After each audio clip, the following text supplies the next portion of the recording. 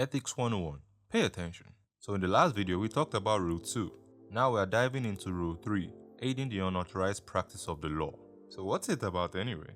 It's simply about you as a lawyer not aiding the unauthorized practice of the law, either by a non-lawyer or someone who has been disqualified from the bar. So this means that if your name is not on the roll of legal practitioners, then you have no business practicing. To illustrate this point, I'd like a little side note. Have you watched the series Suits? Not Suits LA, I'm talking about OG Suits. If you haven't watched it yet, I highly recommend. Anyways, just a quick recap. In the series, there's a character called Mike Ross. He's a smart guy with a photographic memory and a great asset to any law firm.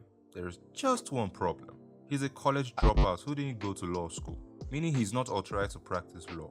This is his boss, Harvey Specter.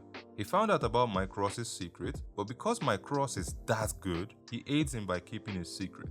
Rule 3 frowns upon this. So according to Rule 3, a lawyer should not aid unauthorized practice of the law. Also, a lawyer can't allow a non-lawyer to do stuff in his name. And a non-lawyer also can't use a lawyer's name, seal, letterhead, anything that gives an impression that the lawyer did the work, when it was actually the non-lawyer who did it. Another thing that Rule 3 suggests is that the lawyer can't share his legal fees with a non-lawyer, except as provided in Rule 53, which we'll get to later in the series. I just want to emphasize on this point that this also applies to persons who have been disqualified from practicing, not just non-lawyers. In conclusion, don't help unauthorized people practice law. If you feel the work is too overwhelming and you don't want to do it yourself, just pay another lawyer to do it for you.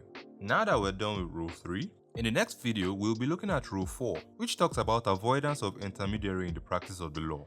Thank you very much for watching, guys, and remember, stay lawful, stay informed.